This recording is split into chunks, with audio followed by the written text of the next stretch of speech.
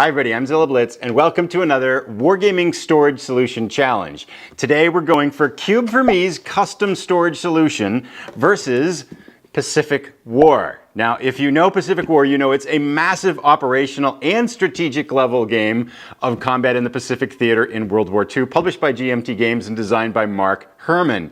It also presents one of the greatest storage solution challenges for wargamers.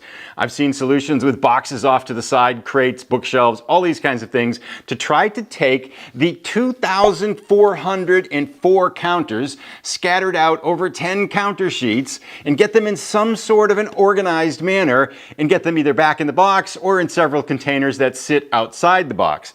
Cube4Me Storage Challenge that we're faced with today is, can we take all of those counters, get them into these trays, then get back in the two mounted maps, the other map, all the documentation, the 700 manuals, and all this stuff back into this box into one location. And let's not forget the two 10-sided dice. Now I'm going to go punch the counters and clip the counters, and then I'll come back and we'll examine how this turned out. So it turns out that clipping 2,404 counters took me a lot longer than I anticipated. I thought maybe a weekend, 3 or 4 days. It ended up taking about 2 weeks. I got a bad cold and got better from a bad cold. The Kansas City Chiefs won the American Super Bowl, and my right wrist is quite a bit more sore than it was 2 weeks ago. But we've got them all clipped, 2,404 counters. Let's check out the results, see if we can get them back in the box, and see how Cube4Me Storage Solution does against the monster game of all monster games, Pacific War. We'll put that off to the side, and I've got quite a few pieces around here. But first of all, just a quick update, because I know people are curious about it. CounterClipper version 2.0. So if you saw the SPQR Cube4Me versus SPQR video, you'll know that my CounterClipper broke halfway through, and I repaired it by putting a little bit of a screw in here, and then kind of gluing the plastic piece together. And then I also added a die in the end here so you don't put so much torque on it when you press it down. And you'll be happy to know that CounterClipper version 2.0, surgically repaired, has lasted the entire 2,404 counters. So since it broke and since I repaired it now, it's gone through about 3,000 counters without any problems. So that might be the topic of its own video later, but I thought I would give an update because I know a lot of people were curious about that. But let's get back to the topic at hand and not wander too far away. So here is our first tray, and just as a reminder, the Cube4Me Storage Solution, the custom solution for Pacific War, is 3 of these containers with a 1 lid on top. So the bottom 2 containers nest into these. And they're quite thick. They can actually hold about 8 of these counters high. So you can get quite a bit of them in here, because 2,404 counters divided by 3 trays, that's like 800 counters per tray, right? That's a lot of counters in a tray. And with 20 compartments, it's about, what, 40 counters per compartment? But it works out pretty well, it turns out. This tray here, and what you also want to do when you do these, if you get these for Pacific Wars, you want to go to their website, and they have some photos for how they've sorted them out, because that will save a lot of time. And I will mention one thing about it that I got a little bit confused on. And I did deviate from them for the most part, but it's a good blueprint to start with.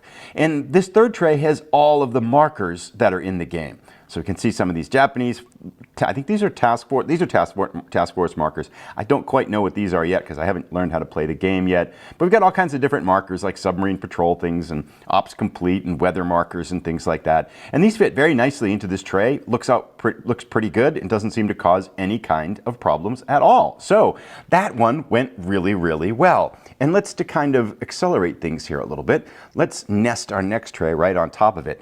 Tray number 2 with their handy dandy diagram is the entire Japanese forces and a little bit of extra stuff that doesn't fit in. And there's a couple things to make a little bit of extra stuff that overflows from the Allied container, because there's more Allied units than there are Japanese units. So we have here the Chinese Nationalist Forces and then a whole box full of US bases. Now, Japanese forces fit really nicely. I've got the land units here along the left side, carrier-based aircraft here, Japanese Navy is up here, and then Japanese, I think this is ground-based aircraft that is here, and then all their bases are over here. All your base belong to us. Down here, now this really slowed me down. These are the damage markers. So each unit has a damage state, and when it takes damage, you drop these little markers on it to mark how much damage it's taken. Like this unit here, I think has a 16. So you're adding damage tokens to these things a lot, and there's lots of 1s and 2s, but there's a lot more of them, and I couldn't find them on the Cube4Me diagram. They're not in any of the photos. I finally figured out that you're actually not supposed to put those in the storage compartments because it doesn't quite work out that way.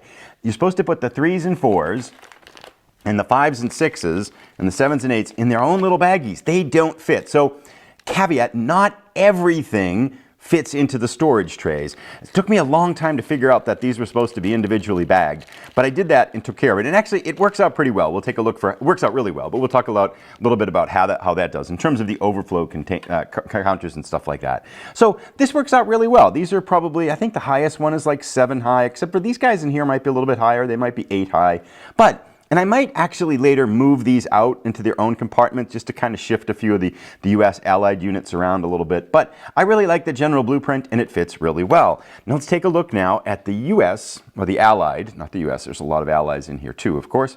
The US one fits on top of that, and we'll nest it up high here.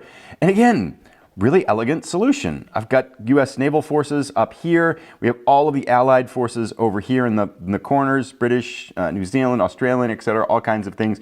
Their air forces here, their ground forces and naval units here, US bases over here, US naval-based aircraft, land-based aircraft in here, and then US ground units, of which there are surprisingly few number of units, comparatively speaking. And they all fit really well.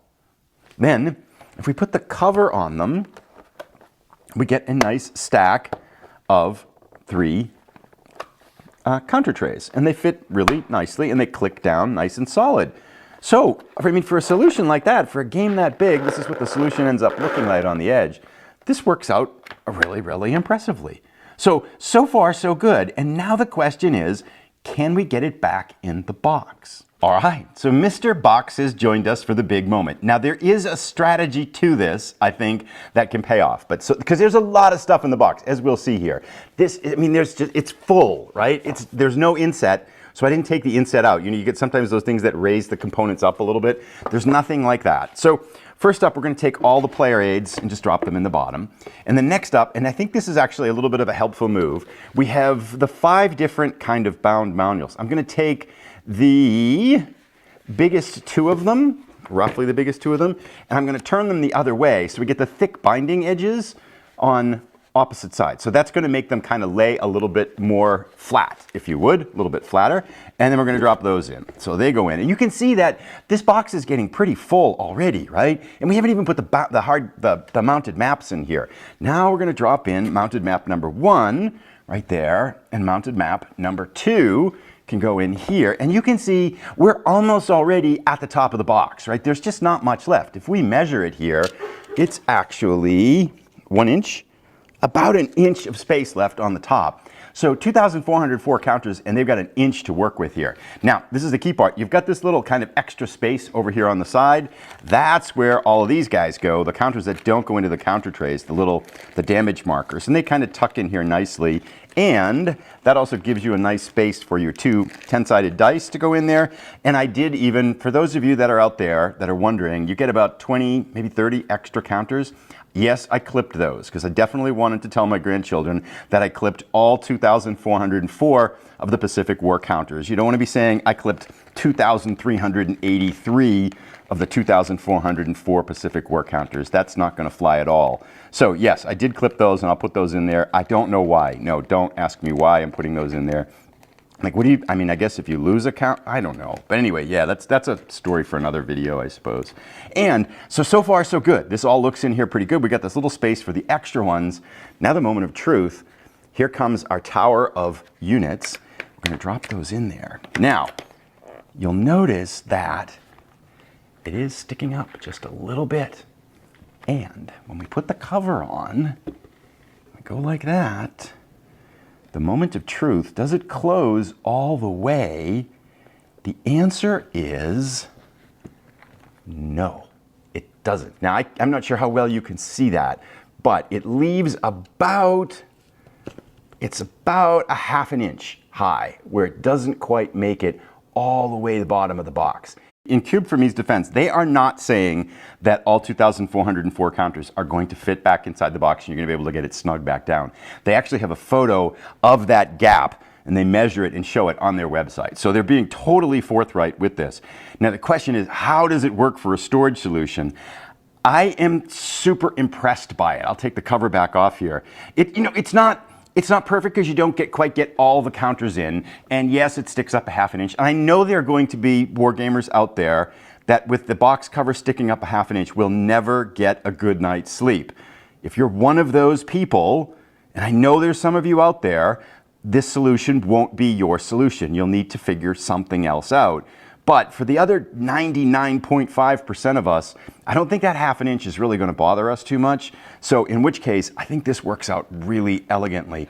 The reason I also really like about these two is that, this gives you such an organizational advantage for when you're playing the game, because you're going to pop these counters off and everything's right here. I mean, setting up is going to be so much faster. Putting them away is going to be so much faster. It's just going to go so much more quickly than just about any other solution I can kind of think of. That one did pop up a little bit. We got a little bit of scattering here, but that's to be expected, So I think it works out really well in terms of a solution for storing the counters, and to be able to have one section for the Allied forces, one section for the Japanese forces, and one section for the counters, the markers, makes it really easy. I mean, I can see having these off to the side. They don't take up much space, be easy to get in and out of, easy to take things out and set up. So I am super impressed with the storage solution, and to be able to get with this many counters back into the box with that little space, that's truly remarkable. Because I was just watching on Twitter, someone had just punched out the game. We're doing it basically at the same time. And they had basically a whole kind of fishing box to store all the counters in addition to that. And the game takes up so much more space. So that half inch doesn't bother me so much. I love the way these are organized and sorted. So big thumbs up. I think we give the win to Cube4Me here, although it's not a perfect game because we do have that half inch and we do have some counters over here that you kind of got to tuck down the side in order to make it all work. I mean, I think you could probably get them in there if you really screwed around with the counters on that third tray for the markers, but I think it's worth it just to store them off to the side like that just to make things easier. So there you go. Cube4Me versus Pacific War. I think it's a very, very elegant. I mean, I don't think I would want to play a monster game like this without a storage solution that's at least in this league. That you're going to have everything nice and organized to be able to get at things real quickly. Playing this with baggies would take forever. And even, an alternate box where you got a fishing tackle box, that's going to work fine, of course, but it takes up just so much more space. I like having the game together with the counters, and that I will sleep well with that half inch there too. So let me know what you think. Cube4Me versus the Pacific War storage solution. Thanks for watching, everybody. I'll put a couple links to a couple of other storage solution videos and unboxings related to this too, if you'd like to check those out. But I look forward to hearing your comments, and thanks again for stopping in.